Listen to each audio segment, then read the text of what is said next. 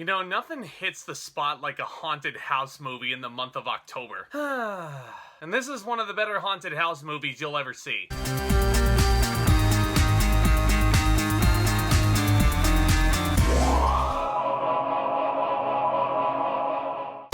Guys, my name is Zack. I love discussing cinema and all things entertainment, and I really do appreciate you guys stopping by the channel today, and I really hope you enjoy your stay, because we are continuing right along in our Halloween playlist that you and I have put together. This time around, our topic is The Others. This 2001 film starring Nicole Kidman was requested for the Halloween playlist by my buddy Amanda of Candid Cinema, and I'll go ahead and leave a link to her channel down in the description box below. Thank you so much for requesting me that I do this. I haven't seen this movie in a long time. And let's just say that you certainly provided this playlist with one of the most technically sound films you'll see. Nicole Kidman in this movie plays Grace, a devoutly religious mother of two. Anne, played by Alakina, Mann, and Nicholas, played by James Bentley. And Grace is moving her family to the English coast during World War II, 1945 to be more precise. All as she awaits word on her missing husband Charles, while protecting her children from a rare photosensitivity disease that causes the sun to harm them. So she's therefore closing every door of every room that she enters and locks it behind her. She's closing all the curtains. But then Anne starts claiming that she sees ghosts. And Grace initially thinks the new servants are playing tricks, but chilling events and visions make her believe something supernatural is occurring. Now, The Others is an interesting one to be talking about right now. As I'm sure most of you who have been with me from the beginning are already aware,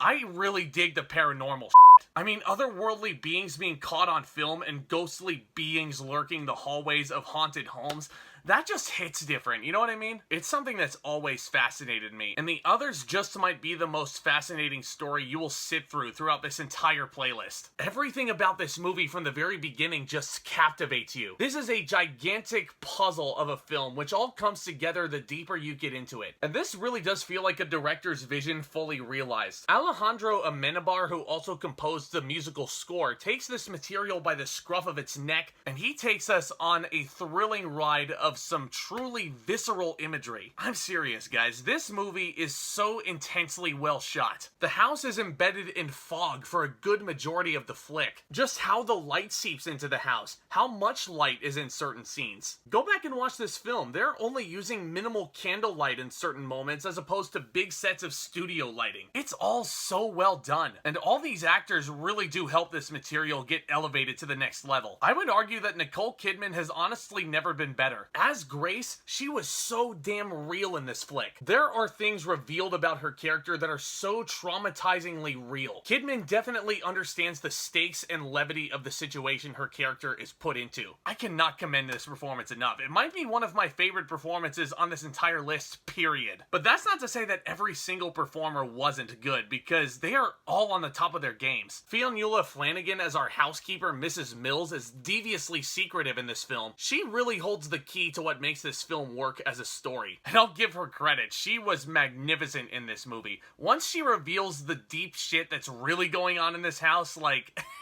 Oh, okay, I'll get to that. But everybody involved. Christopher Eccleston, former Doctor Who actor as Grace's estranged husband Charles. It's not a very meaty performance, mind you. This character doesn't come in until much later, but he makes those moments count. They are haunting, as were both of the child performers, who were stellar in this. I clearly bought that these two were two young kids, two young siblings who bickered quite a bit. Alakina, Mann, especially as the daughter, was so unreal in this. I mean, the first time she mentioned seeing an apparition of a child named Victor, ooh, that's one of my favorite scenes in the film, guys. It really hits you different. Amenábar's screenplay is filled to the brim with clues. This is a movie that I think gets better every time you go back and rewatch it. This is a movie that does not cheat whatsoever. When you go back and rewatch The Others, everything still works with this plot twist in mind. It's very similar in that mindset to The Sixth Sense, which is another paranormal-based film, which I did review a few months ago over the summer. Similarly to Shyamalan's classic, the filmmaking in The Others is all centered around this big twist. Which, okay, yeah, spoiler alert, if you've never seen The Others or if you don't care about spoilers, I'm gonna talk about the big plot twists now, so you've been fairly warned. But basically, Nicole Kidman and her whole family, all the housekeepers that are occupying this big old mansion, mansion, they're actually the ghosts themselves. And they don't realize this until about the last 10 minutes or so. If you've seen the film, you know what I'm talking about. The kids uncover a tombstone which has been covered with leaves, and Mrs. Mills, the housekeeper, had been dead for about 54 years at this point in the narrative, or something like that. And Nicole Kidman was an inhabitant of the house who had killed both of her children and then completed suicide by gunshot wound.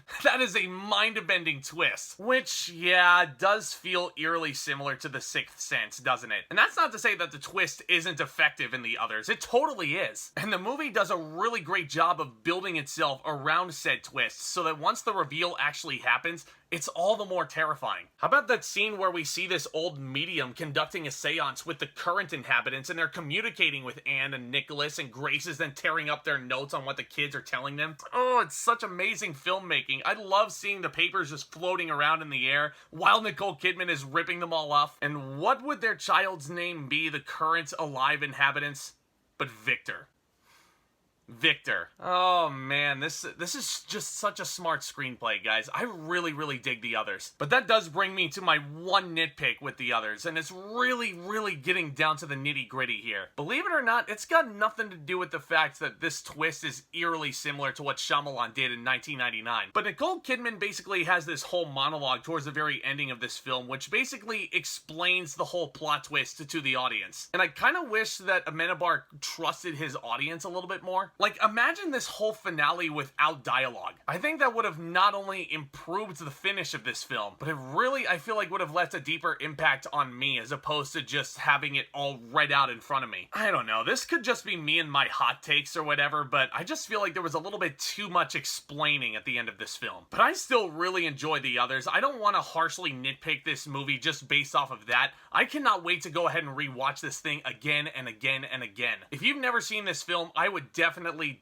recommend it. It has my stamp of approval. I'm gonna give the others an A. There is a multitude of reasons why this is a haunted house favorite for cinephiles everywhere. And guys, my fellow cinephiles, feel free to make some noise down in the comments section below on what you guys think of the others. Did you guys love it as much as I did? And feel free to let me know what your favorite haunted house movie of all time is. Is it the others? Is it something else? But as you guys know, seeing these comments and your response to these videos really does make my day, and I love interacting with you guys. And if you guys want to keep up to date on all of these exciting topics in cinema and all things entertainment, then if I were you, I would consider hitting that big red subscribe button down below as hard as you possibly can, because this really helps more people see this content. It's really beneficial to you guys, and it's also absolutely free. And guys, if you enjoyed the video, feel free to smash that thumbs up on your way out. That would be tremendous. And as always, guys, stay tuned for more exciting content hitting this channel very soon. Busy weekend at the movie theater. We got Dune, we got Ron's Gone Wrong, we got Wes Anderson's The French Dispatch. But let's face it, Dune is the big main event of that weekend, isn't it? But yeah, I've got reviews coming out for those three, and keep your eyes peeled, of course, for the next entry in this year's Halloween playlist. We're gonna be looking at An American Werewolf in London. This movie was actually requested by my good buddy Jacob Hubbard, and believe it or not,